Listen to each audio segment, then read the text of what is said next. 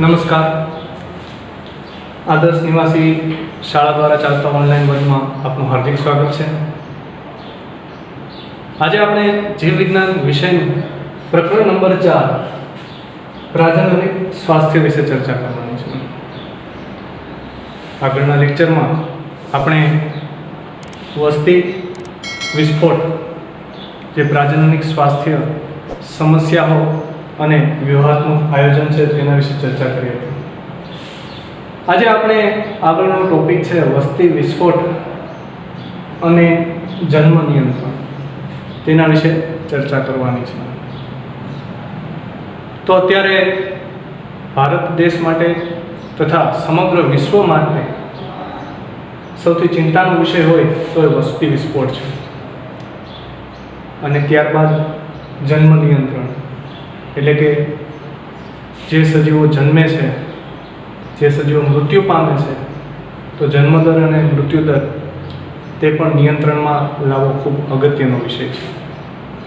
તેથી આજે આપણે આ પ્રાજનનિક સ્વાસ્થ્ય પ્રકરણમાં વસ્તી વિસ્ફોટ અને જન્મ નિયંત્રણ વિશે ચર્ચા કરીશું. ત્યારબાદ વસ્તી વિસ્ફોટ અને જન્મ નિયંત્રણ માટેના નિવારણ માટેના પગલાઓની વાત કરીશું.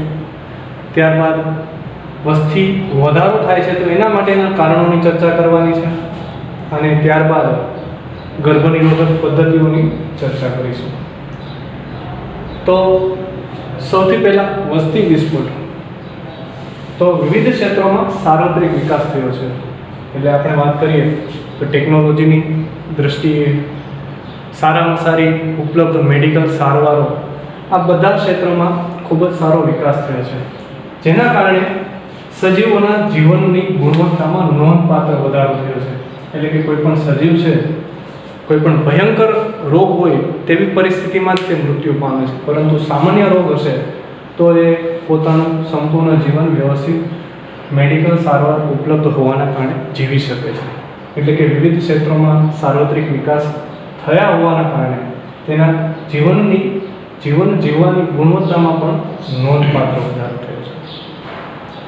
હવે આપણે દુનિયાની વસ્તી અને ભારતની વસ્તી વિશે ચર્ચા કરીએ તો સૌપ્રથમ આપણે દુનિયાની વસ્તીની વાત કરીએ તો વિશ્વની વસ્તી વર્ષ 1900ની સાલમાં 2 બિલિયન, જેને આપણે મિલિયનમાં કન્વર્ટ કરીએ તો 2000 મિલિયન હતી. ત્યારબાદ 100 વર્ષ બાદ, એટલે કે 2000ની સાલમાં ફરીવાર વસ્તી ગણતરી થઈ તો વિશ્વની વસ્તી એ સમયે 6 બિલિયન, એટલે કે 6000 મિલિયન હતી. ત્યારબાદ 2000ની સાલ બાદ 11 વર્ષ બાદ, એટલે કે 2011માં વિશ્વની વસ્તી 7.2 બિલિયન હતી, જેને આપણે મિલિયનમાં કહીએ તો 7200 મિલિયન વસ્તી દુનિયાની હતી. તો આપણને અહીં આંકડા આપેલા છે. 1900ની સાલમાં 2 મિલિયન અથવા 2000 મિલિયન હતી. 2000ની સાલમાં તે વસ્તી વધી 6 બિલિયન અથવા 6000 મિલિયન થઈ. અને ત્યારબાદ 11 વર્ષ પછી, એટલે કે 2011માં તે વસ્તી વધી અને 7.2 બિલિયન, એટલે કે 7200 મિલિયન થઈ. હવે આ વસ્તી આપણને ચર્ચા કરી એ હતી દુનિયાની વસ્તીની. હવે આપણે ભારતની વસ્તીની વાત કરીએ તો ભારતની વસ્તી, જ્યારે ભારતને આઝાદી મળી એ સમયે તે ભારતની વસ્તી 350 મિલિયન હતી આઝાદી સમયે. ત્યારબાદ વર્ષ 2000માં ભારતની વસ્તી વધી અને 1 બિલિયનની નજીક પહોંચી ગઈ. ત્યારબાદ 11 વર્ષ બાદ, એટલે કે 2000 પછી 2011માં જે વસ્તી ગણતરી થઈ મે મહિનાના સમયગાળામાં તે 1.2 બિલિયન હતી, જે આપણે મિલિયનમાં એને કન્વર્ટ કરીએ તો 1200 મિલિયન થઈ વસ્તી. તો હવે આપણે એમ કહી શકીએ કે જેમ જેમ સમય પસાર થતો જાય છે, જેમ જેમ વર્ષો પસાર થતા જાય છે તેમ તેમ દુનિયાની વસ્તી, ભારતની વસ્તી વધતી જાય છે, તેમાં ઘટાડો થતો નથી, અથવા તો તે વસ્તી સ્ટેબલ થતી નથી, નિયંત્રિત રહેતી નથી, પરંતુ એ વસ્તીમાં સતત ને સતત વધારો થતો જાય છે. તો આ વસ્તી વધારાના કારણોની વાત કરીએ તો આ વસ્તી વધારાના કારણો ઘણા બધા છે. તેમાં આપણે સૌથી પહેલું કારણની વાત કરીએ તો જે સજીવ જન્મે છે અને એ સજીવનું મૃત્યુ થાય છે, પરંતુ હવે એ સજીવોની ઉત્તરજીવિતતા એટલે કે તેના જીવનની વૃદ્ધિમાં ખૂબ જ વધારો થયો છે, એની સામે તેના મૃત્યુ દરમાં ઘટાડો થયો છે. તો આપણે એની વાત કરીએ તો મૃત્યુ દરમાં ઘટાડા બે પ્રકારના આપણે વાત કરીએ તો એક પ્રકાર છે તેમાં માતૃ મૃત્યુ દર, જેને આપણે ઇંગ્લિશમાં MMR વડે દર્શાવીએ છીએ. MMR નું પૂરું નામ મેટરનલ મોર્ટાલિટી રેટ. મેટરનલ એટલે આપણે કહીશું માતૃ, મોર્ટાલિટી એટલે આપણે તેને મૃત્યુ, અને રેટ એટલે આપણે તેને દર વડે દર્શાવીએ. તો અત્યારે માતૃ મૃત્યુ દર છે એમાં ઘટાડો થયો છે, MMR માં ઘટાડો થયો છે, મેટરનલ મોર્ટાલિટી રેટમાં ઘટાડો થયો છે. ત્યારબાદ મૃત્યુ દરમાં ઘટાડાનો બીજો પ્રકાર છે બાળ મૃત્યુ દર, જેને આપણે ઇંગ્લિશમાં કહીએ છીએ IMR. I નો અર્થ થશે ઇન્ફન્ટ, M નો અર્થ થશે મોર્ટાલિટી અને રેટ એટલે દર. તો ઇન્ફન્ટ ને આપણે બાળ, મોર્ટાલિટી એટલે મૃત્યુ અને રેટ એટલે દર વડે આપણે દર્શાવીએ છીએ. તો સૌથી પ્રથમ કારણ જે છે વસ્તી વૃદ્ધિ માટેનું તે હતું મૃત્યુ દરમાં ઘટાડો. તેમાં માતૃ મૃત્યુ દર અને બાળ મૃત્યુ દર છે તેમાં બંને પરિબળોમાં ઘટાડો થયેલો જોવા મળે છે.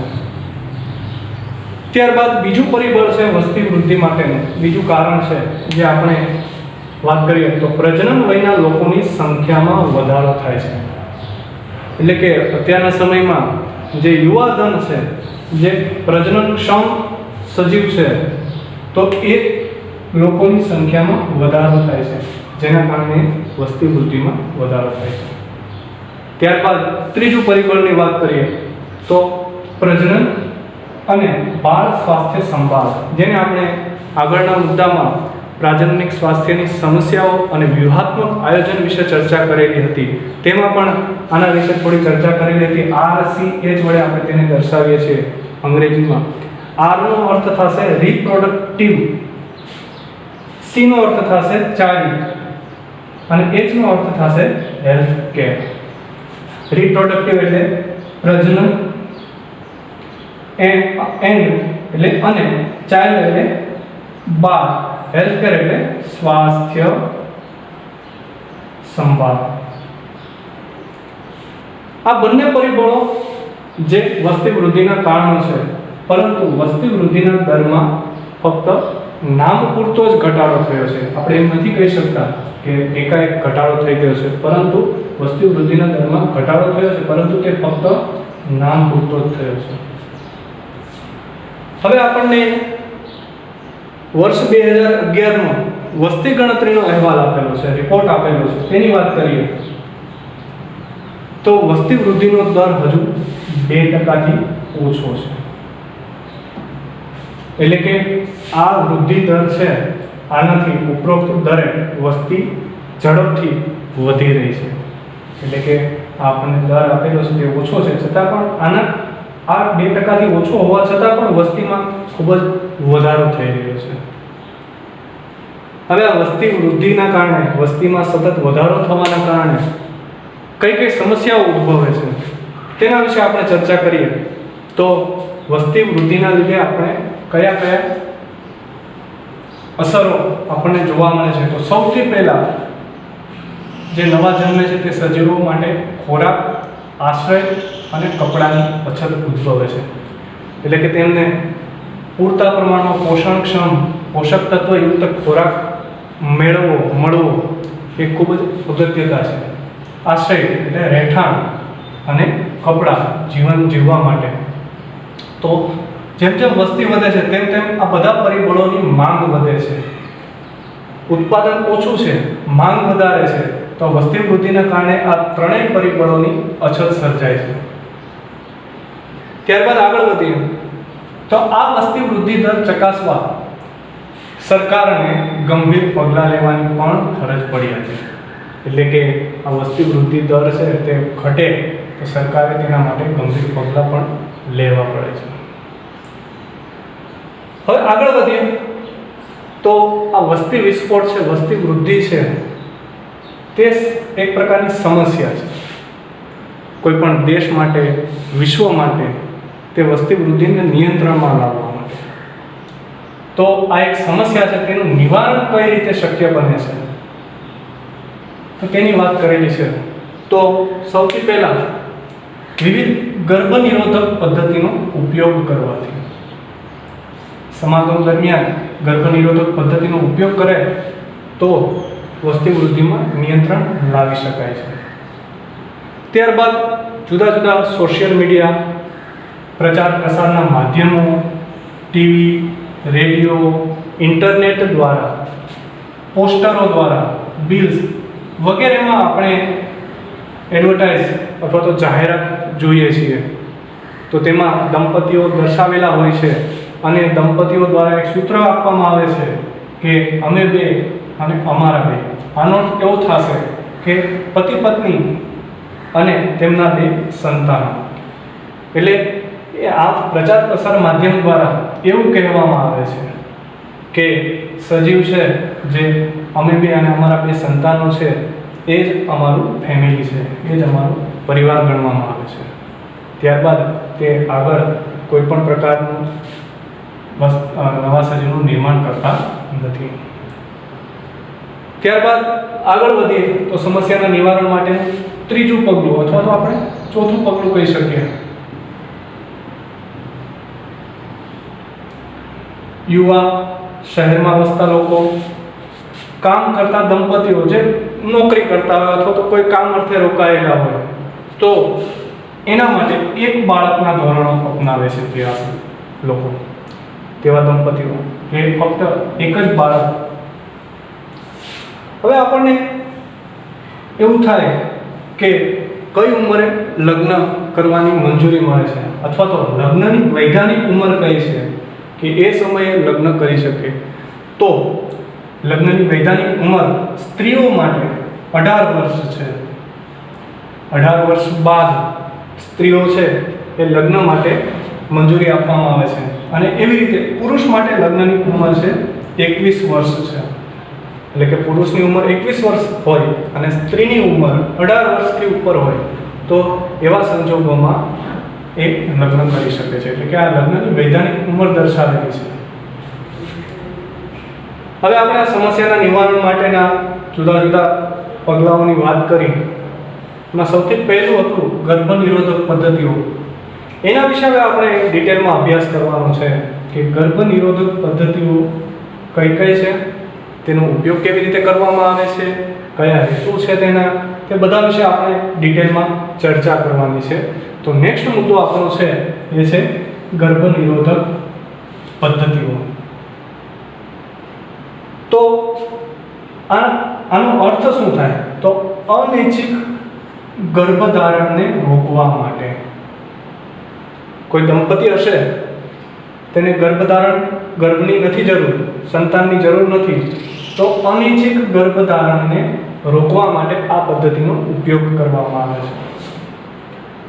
હવે આ ગર્ભ નિરોધક પદ્ધતિનો ઉપયોગ કરીએ છીએ કોઈ સજીવ, કોઈ દંપતી, તો એની લાક્ષણિકતા કેવી હોવી જોઈએ તો તેને આપણે આદર્શ ગર્ભ નિરોધક કહીએ છીએ. તો આદર્શ ગર્ભ નિરોધક કેવા હોવા જોઈએ તેની થોડી લાક્ષણિકતાઓ આપણને આપેલી છે, તેના વિશે આપણે પણ ચર્ચા કરીએ. તો સૌથી પહેલા આદર્શ ગર્ભ નિરોધક પદ્ધતિ છે હિતોનું રક્ષણ કરવાવાળું હોવું જોઈએ. ત્યારબાદ તે સરળતાથી પ્રાપ્ત થઈ શકે કોઈ પણ સજીવને, તે અસરકારક હોવું જોઈએ, તેની અસર દર્શાવતો હોવું જોઈએ.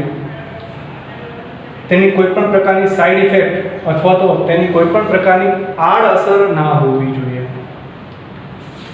ઉપયોગ કરે છે, જે ગર્ભનિરોધકનો ઉપયોગ કરે છે તેની કામેચ્છા, ઉત્તેજના અને સંવનનમાં અવરોધરૂપ ન હોય તેવા પ્રકારના ગર્ભનિરોધકને આપણે આદર્શ ગર્ભનિરોધક કહીએ છીએ. આપણને અહીંયા ઘણા બધા પરિબળો આપેલા છે. હિતોનું રક્ષણ કરવા વાળું, સરળતાથી પ્રાપ્ય થઈ શકે, તે અસરકારક હોય છે, તે નહિવત અને ઓછી આડઅસર એટલે કે સાઈડ ઇફેક્ટ દર્શાવતું ન હોય, ઉપયોગ કરનારના કામેચ્છા, ઉત્તેજના અને સંવનનમાં અવરોધરૂપ ન હોય તેવો આપણે ગર્ભનિરોધકનો ઉપયોગ કરીએ છીએ. પોઝ કરી દો. ફરીવાર આપણે આ મુદ્દાને રિવાઇઝ કરીએ તો વસ્તી વિસ્ફોટ અને જન્મ નિયંત્રણ. તો ટૂંકમાં જ આપણે તેનું રિવિઝન કરીએ છીએ કે વિવિધ ક્ષેત્રોમાં સાર્વત્રિક વિકાસ થયો છે, મેડિકલ ક્ષેત્રે, ટેકનોલોજી ક્ષેત્રે, તો જેના કારણે કોઈ પણ સજીવની જીવનની ગુણવત્તામાં નોંધપાત્ર વધારો થયો છે. ત્યારબાદ આપણે વસ્તીની ગણતરીની વાત કરીએ કે દુનિયામાં કેટલી વસ્તી છે અને ભારત દેશમાં વસ્તી કેટલી છે, તે બંને પરિબળોની આપણે ચર્ચા કરી. તો આપણે ટૂંકમાં જ તેનું રિવિઝન કરીએ તો 1900ના વર્ષમાં દુનિયાની વસ્તી 2 બિલિયન હતી અને આપણે મિલિયનમાં જોઈએ તો 2000 મિલિયન હતી. ત્યારબાદ 100 વર્ષ બાદ 2000ની સાલમાં દુનિયાની વસ્તી 6 બિલિયન અને આપણે મિલિયનમાં કન્વર્ટ કરીએ તો 6000 મિલિયન હતી. ત્યારબાદ 11 વર્ષ બાદ ફરીવાર 2011માં દુનિયાની વસ્તી 7.2 બિલિયન 7.2 બિલિયન, એને આપણે મિલિયનમાં જોઈએ તો 7200 મિલિયન હતી. દુનિયાની વસ્તીની સરખામણીમાં આપણે ભારતની વસ્તીની વાત કરીએ તો ભારતની વસ્તી આઝાદી સમયે 350 મિલિયન હતી. ત્યારબાદ 2000ના વર્ષના સમયગાળામાં તે વસ્તી 1 મિલિયનની નજીક હતી અને ત્યારબાદ 11 વર્ષ બાદ ફરીવાર વસ્તી ગણતરી થઈ તો ભારત દેશમાં મે 2011માં ભારત દેશમાં વસ્તી 1.2 બિલિયન હતી એટલે કે 1200 મિલિયન હતી. હવે આપણે વસ્તી વૃદ્ધિ થાય છે તો વસ્તી વૃદ્ધિનું કારણો કયા કયા છે, વસ્તીમાં સતત વધારો થાય છે તેના કારણો કયા કયા છે તેની ચર્ચા કરી હતી. આપણે ટૂંકમાં જ ફરીવાર જોઈએ છે તો મૃત્યુ દરમાં ઘટાડો થાય છે. તો મૃત્યુ દરના બે પ્રકાર છે, માતૃ મૃત્યુ દર અને બાળ મૃત્યુ દર. માતૃ મૃત્યુ દરને આપણે MMR વડે દર્શાવીએ છીએ, જેને આપણે મધર મોર્ટાલિટી રેટ કહીએ છીએ અથવા મેટરનલ મોર્ટાલિટી રેટ કહીએ છીએ અને બાળ મૃત્યુ દરને આપણે IMR વડે દર્શાવીએ છીએ. બાળ મૃત્યુ દરને આપણે ઇંગ્લિશમાં ઇન્ફન્ટ મોર્ટાલિટી રેટ કહીએ છીએ. ત્યારબાદ બીજું પરિબળ છે પ્રજનન વયના લોકોની સંખ્યામાં વધારો થવાથી અને ત્રીજું પરિબળ છે પ્રજનન અને બાળ સ્વાસ્થ્ય સંભાળ, જેને આપણે RCH વડે દર્શાવીએ છીએ, reproductive and child health care. આ બંને પરિબળો છે વસ્તી વૃદ્ધિના દરમાં ઘટાડો કરે છે, પરંતુ તે ફક્ત નામ પૂરતા જ હતા. હવે આપણને વર્ષ 2011માં વસ્તી ગણતરીનો એક અહેવાલ આપેલો છે, એક રિપોર્ટ આપેલો છે, તો વસ્તી વૃદ્ધિનો દર હજુ 2%થી ઓછો છે. છતાં પણ આ 2%થી ઓછો છે છતાં પણ ઉપરોક્ત દરે વસ્તીમાં ઝડપથી વધારો થઈ રહ્યો છે. હવે જેમ વસ્તી વધે છે તેમ તેમ તેના ઘણા બધા અસરકારક પરિબળો પણ છે.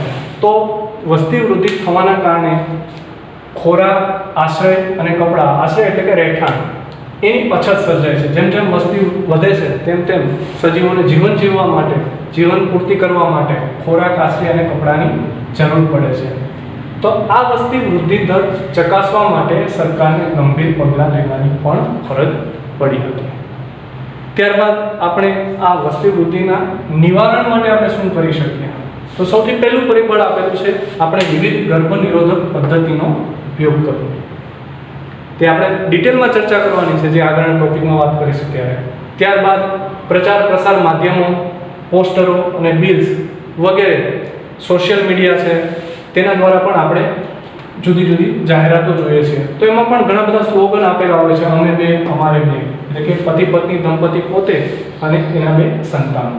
ત્યારબાદ યુવા, શહેર કામ કરતા દંપતીઓ, તેઓ ફક્ત એક જ બાળકનું ધોરણ અપનાવે છે. પછી આપણને અહીં લગ્નની વૈધાનિક ઉંમર દર્શાવેલી છે. લગ્નની વૈધાનિક ઉંમર સ્ત્રીઓ માટે છે 18 વર્ષ છે. 18 વર્ષની ઉંમર થાય ત્યારબાદ તે લગ્ન માટે સક્ષમ છે અને પુરુષ માટે 21 વર્ષ ગણવામાં આવે છે લગ્નની વૈધાનિક ઉંમર. હવે આપણે અહીં ગર્ભનિરોધક પદ્ધતિનો ડિટેલમાં અભ્યાસ કરવાનો છે. તો સૌથી પહેલાં ગર્ભનિરોધક પદ્ધતિનો ઉપયોગ કયા હેતુ માટે કરવામાં આવે છે? તો અનૈચ્છિક ગર્ભધારણને રોકવા માટે ગર્ભનિરોધક પદ્ધતિનો ઉપયોગ કરીએ છીએ. તો આ ગર્ભનિરોધકનો ઉપયોગ કરીએ છીએ તો તેની લાક્ષણિકતા શું હોય છે? તો તેની બધી લાક્ષણિકતાઓ, નીચે આપેલી દરેક લાક્ષણિકતાઓની પૂર્તિ થાય તો તેને આપણે આદર્શ ગર્ભનિરોધક વડે દર્શાવીએ છીએ. તો જેમાં સૌથી પહેલું પરિબળ આપેલું છે હિતોનું રક્ષણ કરવાવાળું. ત્યારબાદ તે સરળતાથી પ્રાપ્ય થઈ શકે, તે અસરકારક હોય છે, તે નહિવત અને ઓછી આડઅસર દર્શાવે છે, એટલે કે તેની સાઈડ ઇફેક્ટ હોવી ના જોઈએ અથવા તો ઓછી હોવી જોઈએ. તે ઉપયોગ કરનારની કામેચ્છા, ઉત્તેજના અને સમન્વયમાં અવરોધરૂપ ન હોવું જોઈએ. આજે આપણે અહીં આ લેક્ચર પૂર્ણ કરીએ છીએ. ત્યારબાદ નેક્સ્ટ આપણે આગળ ચર્ચા કરીશું. Thank you.